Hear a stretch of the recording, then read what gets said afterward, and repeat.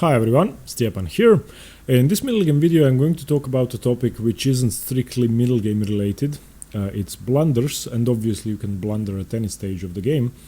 But avoiding blundering and reducing the chances to blunder in the middle game seems to be the hardest. Obviously, endgame and opening blunders could be avoided, opening blunders especially by studying in advance, and endgame blunders could be avoided mostly if you understand what the endgames are about, you understand the rules of the endgame, and you understand some principles regarding king and pawn endings, rook and pawn endings, etc. In the middle game though, it all comes down whether you are good at tactics and whether you are blind or not, and sometimes nothing will help, even world champions will blunder, as we are going to see. But I think that the risk of blundering could be reduced significantly if you have a certain thinking process in your head during a game. We are going to look at some opening and endgame blunders as well, just to mention them briefly, but I'm going to focus on middle game blundering and how to avoid that. The first example is a game between Petrosyan and Bronstein, played in Amsterdam in 1956 in a very important candidates tournament, obviously very important. It would decide the challenger to the world champion. Tigran Petrosyan had the white pieces and a completely winning position. This is just much better for white. White's knights are much better, the rooks are much better, the bishop is much better, the queens are equal. Probably, perhaps white's queen is slightly better, the white king is more safe, and basically white has everything in this position. The engines give it as +4 or +5, and it's not a simple win, but you have everything in the position, and a world-class player like Tigran Petrosyan obviously shouldn't mess this up. The game continued with knight to d4 by Bronstein, rook to e1, knight c6, queen to a3, saving the queen, knight to d4, and obviously Bronstein would be happy with the draw, rook to b2, targeting the b7 weakness, knight to c6, rook e to b1, targeting the weakness once more, knight to d4. Bronstein basically has nothing to do and he's waiting to lose. In this position, queen to d6 was played, knight to f5 by Bronstein attacking the queen. And now, well, what can you say about this position? I mean, it's obvious that white is winning, white is going to get his knight into g5, and there are going to be all sorts of tricks. On the f7 square, the rooks are eventually going to win the b7 pawn, or the bishop is going to be dead for the rest of the game. White can also play knight to e7, white can play several things and just win calmly. In this position though, Tigran Petrosyan played knight to g5, just hanging his queen, and Bronstein took. And that was it. Petrosyan resigned. Obviously there were good moves in this position and he should have won the game. But this is the first and probably the most common type of blunders strong players make, and that's a simple oversight. And even though this could happen to anybody, even though it's a normal thing for you to miss something and to be blind for a second, I think that if you follow what I'm about to say, it shouldn't really happen at any move. My advice would be that if you play a tactical middle game in which many things are attacked and many things are hanging and there are tactical possibilities, on each move, check two basic things. Is my king getting checkmated next move if I make this move? And is my queen being trapped or taken if I make this move?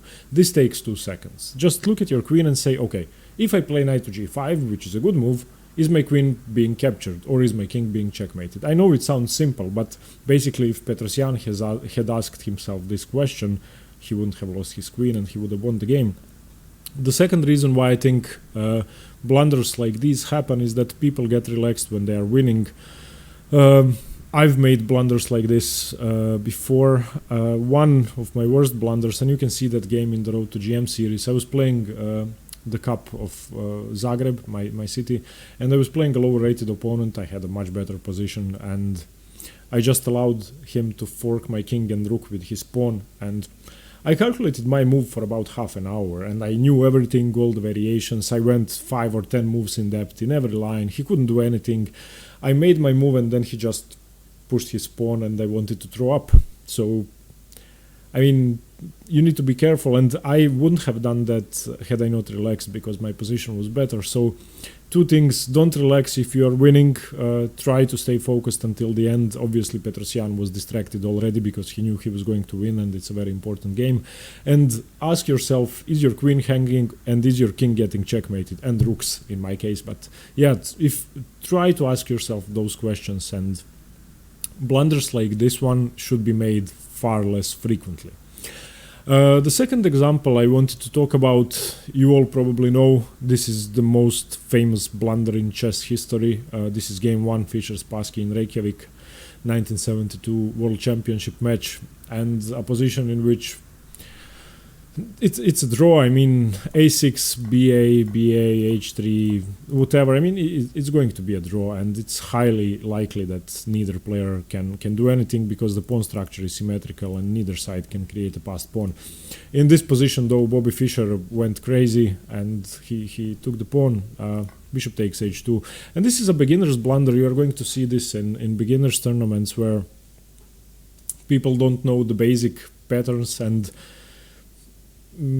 trapping the bishop with your g-pawn or your b-pawn is a very common pattern. And obviously if you take the h-pawn, white can simply play the move g3, and that's it. Your bishop is trapped. Now this position was a bit more complicated, and Bobby Fischer probably didn't miss this because of this simple pattern. He thought he would be able to get his bishop out, but yeah, he wasn't. And I actually found some ideas for black to survive this, and I actually found a position in which black was better. Bobby Fischer continued with pawn to h5, wanting to play h4. Of course, this was his idea, king e2, h4. He wanted to play this in order to free up his bishop, but now after king to f3, this just doesn't work, and there's nothing you can do. But I found one idea after g3 to play king to e7, and basically allow the bishop to be taken. King e2, king to d6, king to f1, king to c5, and now it's really hard for white to take the bishop to d2, king takes, king to g2. I mean, defending after here would lead to the same thing, and just there's nothing he can do. And this position could have actually been better than what Bobby Fischer did. And let's see, here after bishop to d2, king takes b5, king to g2, bishop g3, fg3, a5. This is actually better for black. Of course, white could have played more precisely, but anyway, this didn't happen. Bobby Fischer after b5 just blundered. Now, avoiding blunders like this one is a bit harder than the first example we've seen, and obviously the way to avoid middle game blunders like this one is to understand patterns behind traps and to understand certain principles and the way pieces move. Obviously, it's clear that g3 traps the bishop, and this will either require the basic understanding of this trap or being able to calculate far in advance, knowing that you are going to be able to save your bishop, which in this case didn't work. So to avoid blunders like this one, I would advise studying common patterns to trap pieces, studying how the pieces move in a certain pawn structure, and being able to calculate. And one more piece of advice: if you aren't certain, and Bobby Fischer can't have been certain because he was a chess machine and he should have calculated this correctly, if you're not certain, don't take the risk. Even though you might win a pawn, even though if you grab the pawn and the bishop survives, you might be winning, don't take the pawn and just don't take the risk. Because if there is a chance of you losing a drawn or a won game, just don't take it. This would be my advice, because this blunder isn't blindness. It's not like the Petrosyan queen blunder. This is voluntary, and Bobby Fischer considered this, contemplated the capture, and then decided to do that. So unless you are able to calculate all the way till the end, don't take the risk. The third example is probably the most common type of blunder you get. This was a very good game, and Capablanca had the white pieces against Zigbert Tarash in St. Petersburg 1914, an important tournament. And this position is slightly better for white. I mean, there's nothing major going on.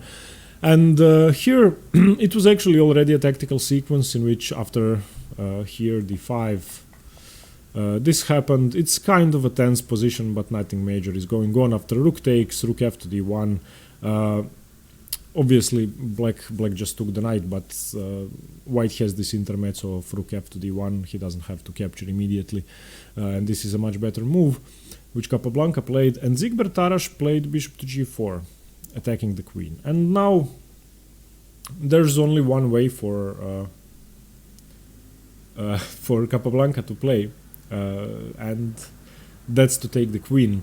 If you take the rook, I don't think this works, because in this position black is going to be better, and I think that black's position is just fine. And here, after this happens, I think black might even be winning. So after rook f to d1, bishop to g4, the way to play this position was rook takes d6, taking the queen, allowing bishop takes f3, exchanging the queens, rook takes f6, taking the knight because your rook was attacked, gf6, bishop e5, fe5, gf3, and you have an equal position. It's just a draw. And after rook f to d1, bishop to g4, one of the best players ever, Jose Raul Capablanca, blundered like he was rated 1000, I don't know. He played queen to g3, getting the queen away from the attack, and this move is so bad that the position is now just completely losing. Why is it bad? Well, it's fairly simple. The rook is attacking the queen, okay? And once the bishop takes the rook is no longer attacking the queen. And that's it. I mean, there's nothing more to this position. So Capablanca thought this worked because he can take on e5 and gain a tempo on the queen. So bishop takes e5. But now queen to d2. And yeah, that's it. What do?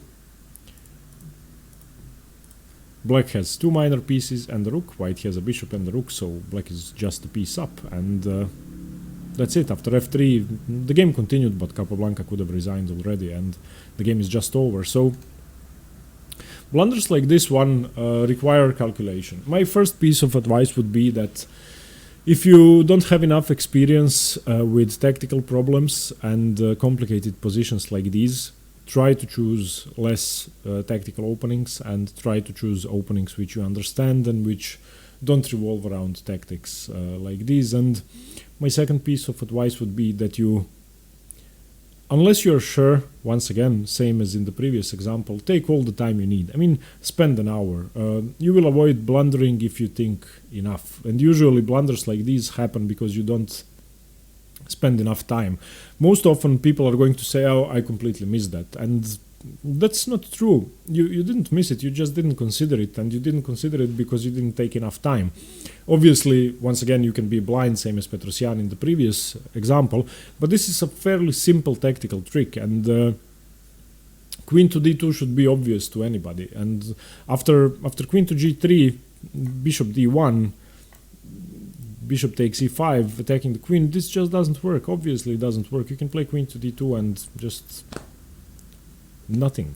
So blunders like this one could be avoided by taking your time and never rush in positions like these, and try to consider every option. I want to ask myself, when I play positions like these, I will often spend too much time, that's true, but I usually don't blunder like this. Usually my blunders are much simpler, and in tactical opportunities I usually see what I have to do. So take your time and long term solve tactical problems. I think this will improve your middle game calculation significantly, and if you are able to calculate fast, you're not going to spend too much time, and if you spend time calculating, you're not going to blunder. So this could be the way not to blunder and not to waste too much time. So I would advise you to solve tactical opportunities like this one. You can find a million tactical problems online and just solve them all. The next one came from the game between Alexander Belyavsky and Johannesen from the Linares tournament in 2002. And this is an end game, but it's sort of a middle game problem. So in this position, queen to e2 was played, queen g5 by Belyavsky, queen d3, f5, queen to e4 check, king to g3, king to h7, f3, queen to b1, and in this position, coming back to the first problem, if I play this move, is my king getting checkmated, or is my queen getting trapped or captured? And if you ask yourself that question, which moves you will not be considering in this position? Try to pause the video if you have time, and try to ask yourselves, are there any moves which lose the queen or which get checkmated? And pretend that this is your position. It's white to move. Try to find a move which checkmates your own king or loses the queen. And Alexander Belyavsky, unfortunately, didn't ask himself this question. The position is, by the way, equal, and neither side can really do anything. There are plenty of moves which are okay. You can take here with check, at least. That's a move, you know that it doesn't lose. And I hope you found the losing move. Alexander Belyavsky played king to f4. King to f4 advances his king up the board following the endgame principles, and it's usually, in theory, it should be a good move, and it supports the f5 pawn. It helps white get a more active position. The only problem is that it allows checkmate in one move, and after queen to b8, what can you do? I mean, it's just over.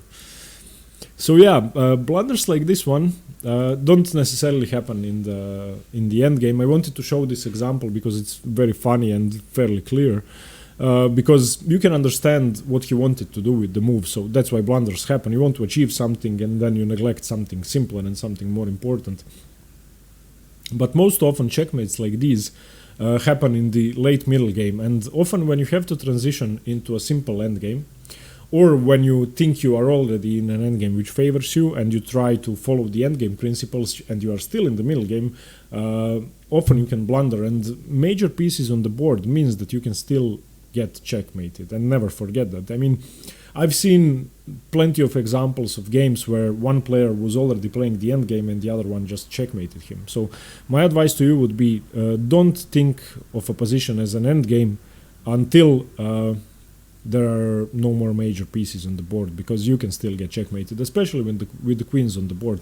And in any middle game or late middle game position, try to be very careful with moving your king up the board and trying to do any endgame stuff before you are safe. So yeah, this was just a devastating example. I mean, it's just horrible. The next example I wanted to show you is also from an endgame. This is Asmai Parashvili versus Viktor Kochnoi. It was a rapid game played in Moscow in 95.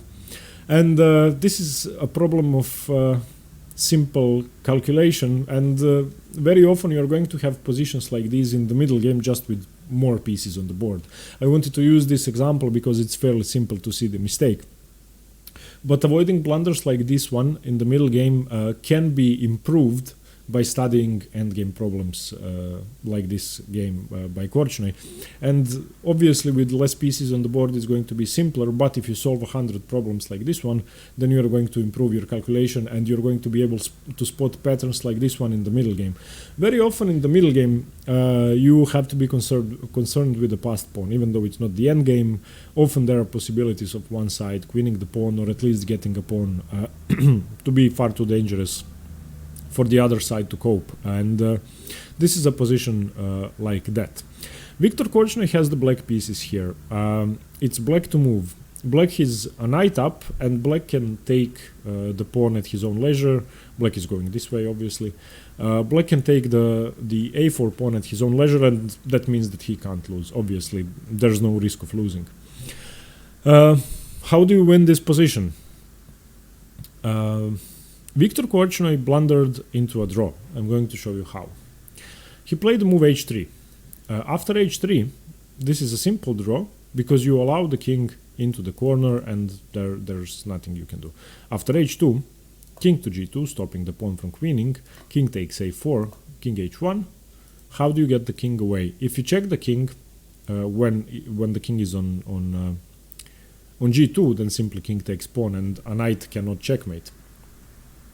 So after a few moves, the game ended in a draw, and obviously there's nothing that could have been done. The way to win this position is to use the knight as a as a piece which blocks out the king, and the pawn and the knight can do that marvelously. Which squares are controlled? So far, the pawn is controlling the g3 square. The knight is hanging, and if black just takes the pawn, then king takes knight, and if h3, king takes pawn, so you have to do something. This square is controlled for now. How do you control the other key squares which don't allow the white king to enter? These two squares. And the move is knight to e5. Once you play knight to e5, the king can't get to g4, it can't get to g3, nor can it get to f3. If the king takes the knight, then you have to know the rule of the square. So, okay, let's say king takes knight. If you know the rule of the square, then you know that the king has to be within the square to be able to catch the pawn. Obviously, in this position, if the king was on f4, or here on e4, the game would have been drawn, but now just pawn moves and the king cannot catch it because it's outside of the square. So after the move knight to e5, white can't take the knight. What can white do? White can't do anything. The pawn is queening. Let's say king to e3, this is the best move. King takes a4 now can be played, and you basically don't have to rush. You can always defend your pawn with your knight and then just march your king up the board. King f2, knight f7, king g2, knight g5, king f1, king b4, and you're going to get somewhere around here. Obviously, once again, the knight and the pawn are doing a tremendous job controlling the squares, and that's it.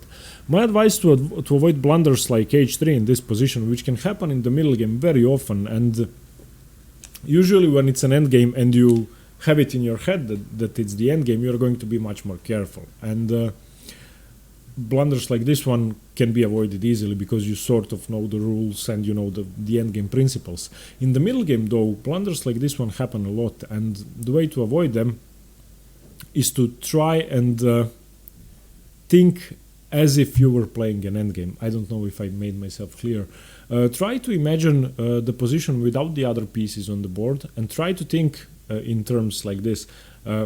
Would I be winning if this was an endgame? Now, not meaning that there are no other pieces on the board, but if I played this like an endgame, can I win this position? Can my pawn just queen? Can I just sacrifice my knight? And very often you're going to miss, you're going to avoid blundering, and you're not going to miss winning moves. One more example, I just wanted to show you this because many people blunder. e5, king e6, king e4, king e7, king to f5, king to f7, and this is a well-known draw because black plays the opposition. e6, king e7, king e5, king to e8, and wherever the white king goes, the black king is going to the same direction. So after king d6, king to d8, and there is no way to win. Whatever black does, whatever white does, he just keeps the opposition, and that's it. At some point, if white pushes the pawn, then this is stalemate, this is a draw. However, in this position, and I've actually seen this, it wasn't a high-rated game, but I've seen this, the player with the black pieces played king to d7. And yeah, after king to d7, king to f6, you cannot survive. King to e8, king to e6, and now white has the opposition. Wherever the black king goes, the white king is going the other way, and you're going to win. So blunders like this one obviously have to be avoided. And once again, I would like to emphasize that you need to consider things like this even during the middle game. And very often you could miss a chance to get a favorable position, or you could blunder the same way like this, giving up the opposition or something else during the middle game. The next. This is a very funny one. I don't know if you know this game. This was played between Zapata and Viswanathan Anand in 1988 in the Biel tournament in Switzerland, B group. Vishy Anand was 19 at the time. He wasn't a kid. He was already a very, very strong player. And his opponent opened with pawn to e4. We have e5, knight f3, knight f6. Vishy goes for the Petrov or the Russian.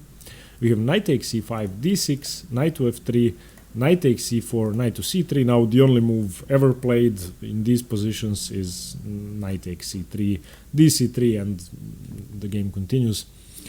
After knight to c3, you can also play knight to f6, but this is better for white, and yeah, just nothing major for black. Black cannot equalize, so we have to take the knight.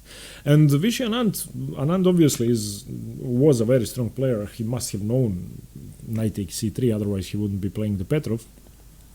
And he played the move so bad that after white's next move he resigned, and this was move 6.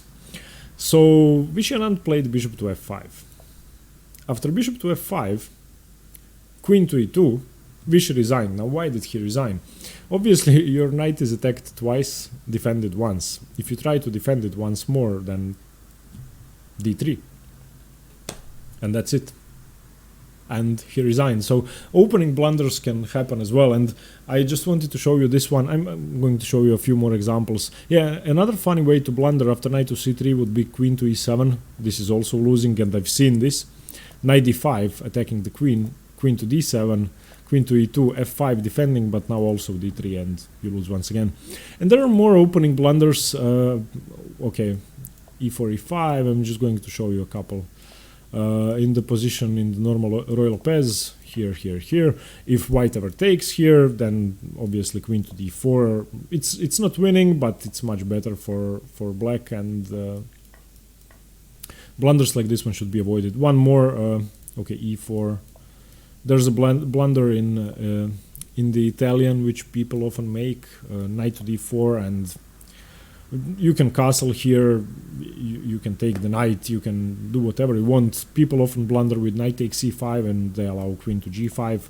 Now there is a way to pull through this with bishop takes f7, check, but I've actually seen knight to f3, and this now what I've seen this happen. So opening blunders need to be just avoided by studying the opening. There's nothing better to say about that. And my advice at the end of this video, and I hope I hope I didn't go on a long rant for no reason. The openings and the endgame can be studied. There's this quote by Rudolf Spielmann I found, and that's very true when it comes to blunders.